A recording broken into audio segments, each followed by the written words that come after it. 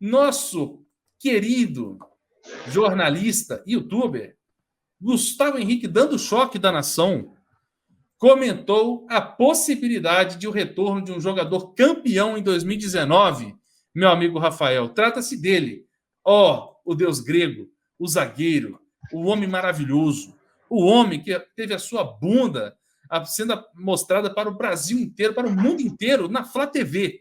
Ele, Pablo Mari, o espanhol, está em fase de possibilidades de saída no Arsenal, né? Pode ser que seja colocado por empréstimo na próxima temporada, e o Flamengo não descarta procurá-lo para saber se existe essa possibilidade de um retorno de Pablo Mari. É lógico, né, Rafa? Eu não vou fazer uma pergunta para você, te perguntando se você é a favor ou contra. Não vou fazer essa pergunta, não vou. A pergunta que eu quero te fazer é: você já imaginou Pablo Mari e Davi Luiz juntos? Já imaginei. A partir de hoje, quando eu ouvi essa notícia, né? Antes eu não tinha pensado nisso. É uma notícia que não tem nada de concreto, vamos ser sinceros aqui. Notícia que o Flamengo não descarta a volta desses jogadores. Faz sentido. Mas é muito interessante como esses jogadores marcaram época no Flamengo. Então, toda hora a gente está falando de Jorge Jesus vai voltar para o Flamengo, Rafinha vai voltar várias vezes, cara, a gente fala aparece uma notícia, será que a Rafinha vai sair do Grêmio, vai voltar para o Flamengo? Daqui a pouco o Gerson também, a gente começa a falar isso, e isso é porque esses caras marcaram época no Flamengo mesmo, cara. Aquele time de 2019 só traz lembranças boas, então quando você fala em qualquer um desses, dá muita vontade de ter esses caras de volta. Pablo Mari no Flamengo, tá? Como eu falei, a notícia não é uma notícia em si animadora. Eu fico triste pelo jogador, saber que ele está há tanto tempo sem jogar, vai fazer 3 meses sem jogar. Um cara que começou bem no Arsenal, tanto que havia algumas cláusulas, né, por minutos que ele jogasse e tal, que foram favoráveis ao Flamengo, porque ele chegou e conseguiu jogar logo, e agora entrou numa fase não tão boa, não vem sendo tão aproveitado. E eu achei interessante, Arthur, que você não citou o Rodrigo Caio. Você falou assim, Davi Luiz e Mari na zaga do Mengão, você não falou 3 zagueiros, por exemplo. Você não falou Davi Luiz, Rodrigo Caio e Mari. E eu acho que você está certo. O fato é que o Rodrigo Caio hoje joga muito pouco. Ele é um zagueiro de altíssimo nível, mas é um zagueiro que não jogou metade das partidas do Flamengo esse ano. É um zagueiro que você não consegue fazer planos com ele. Isso aí. Entendeu? Isso aí. É igual aquele casal de namorado de escola que se conheceram com 9 anos. E aí, quando tem 13, namora, entendeu? Aí, com 15, o pai muda de bairro, de trabalho, e aí os dois se afastam. Aí, aos 19, se encontram de novo. E aí, eles namoram até os 23. Aí, agora a família do cara que muda. Aí, aos 30, eles se encontram de novo. Né? Você não consegue falar, agora eles vão casar. Você não consegue fazer plano, que toda hora vai e depois não vai mais. Então, o Rodrigo Caio é esse cara. É esse cara que você fala assim, 2022, Rodrigo Caio, se ele tiver inteiro, né? Então, como fica sempre pairando essa dúvida, será que o Rodrigo Caio terá condições físicas? Eu prefiro colocar, né, Pablo Mari e de Davi Luiz nessa dupla de zaga dos sonhos ali. Mas, Rodrigo Caio dispensa comentário. Vocês não acham que o sucesso do Pablo Mari foi por causa do esquema do JJ, que não deixava ele muito exposto, como o próprio JJ disse que ele não era um zagueiro rápido? Concordo plenamente. Principalmente porque o Pablo Mari, em raríssimas oportunidades que ele precisava se expor, ele falhava. Teve 2 derrapadas do Pablo Mari que, meu Deus do céu, né? Pouca gente lembra. Eu só lembro de 2. Yuri, tamo junto, Yuri. De boa. Então, assim, eu acho que a formação do Flamengo com o JJ ajudou muito o Pablo Mari nesse ponto. Tanto que a gente vinha falando, né? O zagueiro agora não precisa ser rápido, ele só precisa ter um posicionamento correto, ele precisa estar numa formação adequada. E foi o que aconteceu, né, Rafa? Com certeza um esquema de jogo que protege a zaga facilita muito, apesar de que o Pablo Mari também mostrou uma faceta de ser um zagueiro construtor, né? É um cara capaz de fazer inversões, capaz de fazer um passe longo. Isso aí a gente tem que dar. Assim, eu gosto. O que aconteceu em 19, a gente tem que dividir o mérito, né? Muita gente fala isso do Gerson também. Muita. Que o Gerson sem Jorge Jesus não é o Gerson que foi com ele. E eu concordo. Um técnico, ele tem que estar lá para isso, cara, para extrair o melhor que cada jogador tem para oferecer. Então, eu acho que é meio a meio. Vamos dar um mérito pro Mari. O cara fez um ano mágico no Flamengo. Jogou demais. 6 meses. Exato, é verdade, não fica nem um ano inteiro aqui. E para o Jorge Jesus, a gente dá o mérito dele. Ele conseguiu extrair de cada jogador o que cada jogador tinha de melhor. São poucos os jogadores que talvez tiveram um momento melhor do que tiveram com o Jorge Jesus. Eu acho que o Arrascaeta evoluiu um pouco. Deixa eu ver se tem mais algum outro jogador. O Arão viveu seu melhor momento com o Jorge Jesus. Eu não estou dizendo que ele está mal agora, não. O Bruno Henrique, o Gabigol, são todos jogadores que viveram seu melhor momento com o Jorge Jesus. E isso não tira o mérito de cada um deles.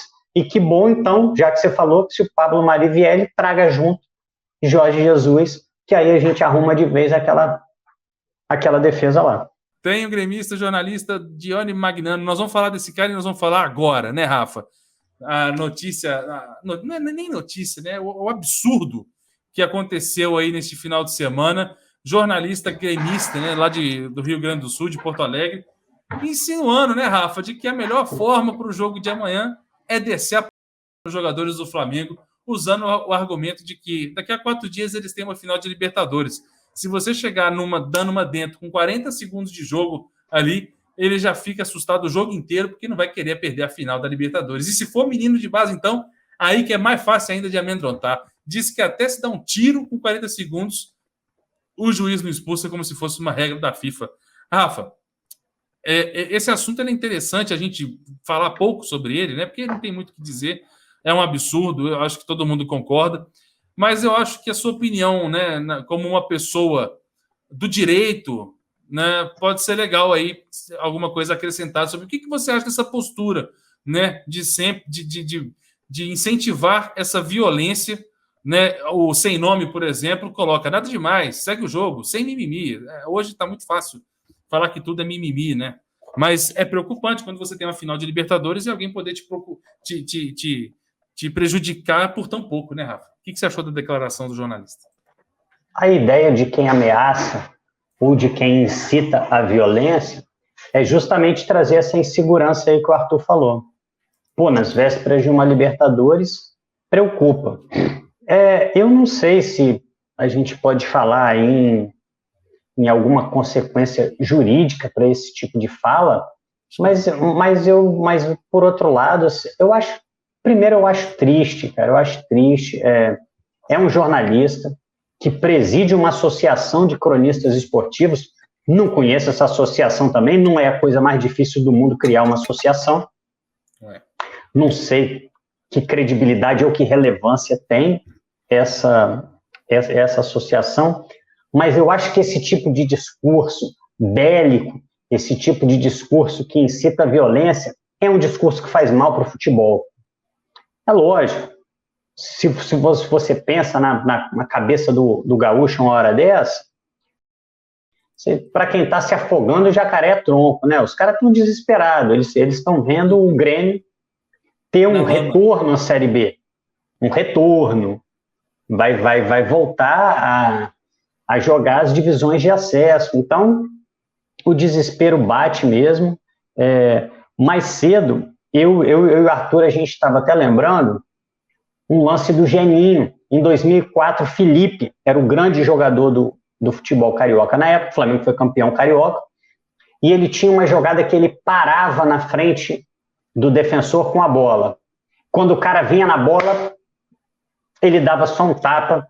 O Felipe, ele tinha esse drible curto. O Felipe era aquele cara que não dava para tentar tomar a bola do cara. E se fosse de primeira, já era. E aí o Geninho, durante um treino, fala: Se ele parar na sua frente, chuta o tornozelo dele. E aí, obviamente, isso deu a maior polêmica. As câmeras de televisão captaram isso na época. Eu acho que acabou sendo pior para o Vasco, porque o juiz já entrou sabendo que ele tinha que coibir a violência ali. O jogador que estava marcando o Felipe acabou expulso e o Flamengo acabou campeão carioca. O final da história foi essa. É lógico que esse fato que eu estou falando é muito mais grave, porque é um técnico dando uma orientação a um jogador. Não é um bobalhão qualquer cuspindo uma ideia no meio de comunicação. Não que isso não tenha sido grave, mas aquilo foi muito mais grave. Então, do ponto de vista do Flamengo, você não vai assustar um jogador profissional dizendo que vai bater nele. Pô, isso não existe. Agora, é hora do juiz ficar atento. Essa notícia tem que chegar no juiz. Eu não acho que vai afetar absolutamente nada o comportamento dos jogadores do Grêmio. E verdade seja dita, quando tem Grêmio e Inter, eles gostam de descer a um no outro, 10 expulsos. Em 2019, a gente meteu 5-0 nos caras. E eles não deram... respeitaram o Flamengo, jogaram sério. O que saiu de suposições da escalação de amanhã me surpreendeu, Rafa. Me surpreendeu, nós vamos falar disso aí. Eu esperava um time muito mais mesclado, esperava muito mais molecada, né? O Rafa Mourão também fala, a molecada sempre está motivada, é um jogo muito grande e é ótima vitrine para a molecada mostrar seu futebol, o jogo da vida deles. A mensagem do Rafa me lembra a situação do Flamengo e Palmeiras de 2019, né? Que nós tivemos que entrar com aquela molecada lá no Allianz Parque, e a molecada, irmão, cara... Só Arrascaeta e Pedro, que eu me lembro de titular, não me lembro de outros. E Hugo aparecendo pela primeira vez, Ramon, Otávio, Noga. Acho que o Noga não jogou, né? Ou jogou aquele primeiro jogo lá que a gente empatou. Agora eu não vou lembrar. Quem não jogou foi o Natan. Natan, isso aí. Então, assim, eu acho que partidas como essa, cenários como esse, não sei... Thiago Maia. Thiago Maia jogou também. Jogou também. Desculpa. Ah, legal, não sabia. Então, eu não acho, Rafa, que você chegar e falar assim, nós vamos entrar com o time reserva, não significa que você vai entregar pro Grêmio, não, irmão. Significa que você tá poupando. Tem muita gente associando aí a idolatria do Renato Gaúcho para com os gremistas, levando para um lado onde o Flamengo tem muito mais a perder, tanto quanto o Grêmio. O Grêmio tem que ganhar esse jogo amanhã porque está brigando contra o rebaixamento. E o Flamengo tem que ganhar esse jogo amanhã, mesmo com os reservas, porque ainda disputa um Campeonato Brasileiro. Tá muito difícil? Tá. Mas se você vai lá e entrega para o Grêmio para facilitar a vida do Grêmio à toa, você simplesmente oficializa o título para o Atlético Mineiro. E se você está no campeonato, se você está viajando, levando o seu clube para a cidade, se você está fazendo toda a estrutura da partida, você tem que jogar para ganhar, irmão. Senão nem viajava. Ia direto do Rio de Janeiro para Montevidéu. Ou pegava o Inter, ganhava e já ia. Uruguai, entendeu? Não é assim que funciona a parada, né, Rafa? É entrar para ganhar e dá para ganhar amanhã, né, Rafa? Bom, vamos lá. Eu posso ler a escalação do time aqui, Arthur? Pode, é provável. Essa é a provável escalação, ela está no UOL, semelhante a que o Venê passou, Diogo Dantas, então está todo mundo mais ou menos. Eu não sei se todo mundo apurou a mesma coisa ou se um copiou de um que foi lá primeiro e colocou, mas vamos lá. Provavelmente copiou. Hugo Neneca, Mateuzinho, Gustavo Henrique, Léo Pereira e Ramon. João Gomes, Thiago Maia e Diego, não sei se nessa ordem. Vitinho, Kennedy e... Opa, o UOL está dando Pedro e o Diogo Dantas está dando o Vitor Gabriel. Mas todo mundo sabe a situação do Pedro. Pedro realmente é uma dúvida. É um time muito pronto para ganhar do Grêmio. A gente viu o que aconteceu no Flamengo e Corinthians. Uma crítica que eu tinha a esse time, todos nós aqui tínhamos, é que o Flamengo caía muito com o time reserva, sendo que você olhava para as peças de um time misto ou de um time reserva do Flamengo e você via condições de jogar muito melhor. Então, quando você pega um time desse, é um time que o Flamengo pode entrar e vencer um Grêmio na zona de rebaixamento. Ou esse time não é bom? Mateuzinho e Ramon, bons laterais. Sim. Esse aí já é da Jovem Pan, né? É mais ou menos a mesma coisa. João Gomes, Thiago Maia e Diego. Eu acho que é Thiago Maia, João Gomes e Diego. Acho que o Thiago Maia de primeiro, o João Gomes de segundo, Vitinho, Kennedy, Vitor Gabriel. O Michael já não joga, porque provavelmente ele vai dividir o jogo amanhã com o Arrascaeta. Acredito que começando o jogo com o Arrascaeta, não sei se o Arrasca vai ter condição de jogar 90 minutos, e a substituição dele vai ser o Michael. Então, nesse time aí tem até jogador de banco que não está jogando. Eu ainda tinha uma esperança pequena de ver o Isla jogando nesse time, porque isso me daria uma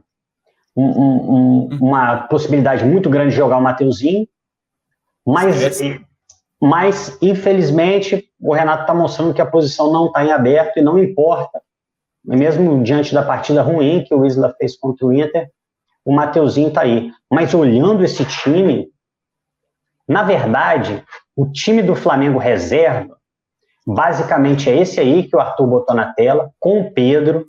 Acredito que o Vitinho jogando mais centralizado no lugar do Diego e o Michael jogando pelo lado esquerdo de ataque. Um ataque com o Kennedy por um lado, Pedro centralizado e Michael pelo outro. Sim. Cara, é um time muito sólido, cara. Eu gostaria muito de ver e seria muito legal pra gente, assim, pra mim como flamenguista, por exemplo, ver novamente o time do Flamengo, por exemplo, pegar um time do Grêmio, que apesar das suas dificuldades é um time tradicional, botar um time reserva do 1 ao 11 e impor o seu jogo para cima dos caras. Empurrar os caras para trás e fazer um bom jogo e vencer bem. Assim como foi legal, por exemplo, ver a gente goleando lá no Sul com 1 a menos. Um jogo de imposição. E eu acho que dá. E eu acho que dá para isso acontecer. Quero ver o Hugo Neneca jogando. Qualquer chance que a gente tiver, até para a gente saber o nosso plano para o ano que vem. Por exemplo, volta e meia alguém pede um goleiro, até alguns goleiros assim. A gente já falou tanto de goleiro aqui, né, Arthur? Muito. Pedem alguns goleiros medianos do brasileiro. Mas o Neneca, mantendo as atuações que ele teve nas vezes que foi exigido nos últimos jogos, o Flamengo precisa trazer, e aí sem demérito nenhum, tá? Vou falar um Tadeu do Goiás da vida? Não precisa. Com o Neneca jogando o que está jogando? Tadeu do Goiás, não. Por exemplo? Eu não. Cara, eu só traria um goleiro se fosse assim, de primeira prateleira. Tipo Neto do Barcelona. Sim, não, mas se você pensar um goleiraço, tipo esse goleiro do Palmeiras, por exemplo, que, apesar que andou falhando contra o Fortaleza, ele deu uma rebatida boa, mas ele é bom goleiro. Bata goleiro. Então, esse é um jogador que eu quero ver jogando. Cara, toda hora a gente vê nas transmissões, né, Arthur? Aí ele comete um erro com os pés. Mas ele tem muita dificuldade com os pés. Eu vi no jogo contra o São Paulo. Pô, o Volpe errou pra caramba, cara. O Volpe é péssimo. Na reposição de bola. E eu não tenho que ficar ouvindo toda hora na transmissão. Realmente, mas o Volpe é muito ruim. Não. Parece que só tem um goleiro ruim com os pés no Campeonato Brasileiro. E esse goleiro é o Neneca. Rapaz, tem um monte de goleiro. Pô, a bola é direto pra lateral e tal. Total. E nem o Diego Alves tá tão bem assim com os pés. Então, tem muita Vamos gente ser sinceros. Que amanhã era pro Diego Alves, Rafa. O que você pensa? Pensando no jogo da Libertadores, pode ser dentro do planejamento do Renato. Eu acho que poderia sim para dar algum ritmo de jogo. Por outro lado, vamos lembrar, e aí eu vou repetir o que eu sei, tá? É um cara que ficou parado 3 jogos por desgaste muscular. Ele estava com cansaço, ele estava com desgaste muscular. Aí vocês querem... E na cabeça do treinador ele é o titular de sábado. Acredito que na cabeça de vocês também, pela experiência e tudo mais.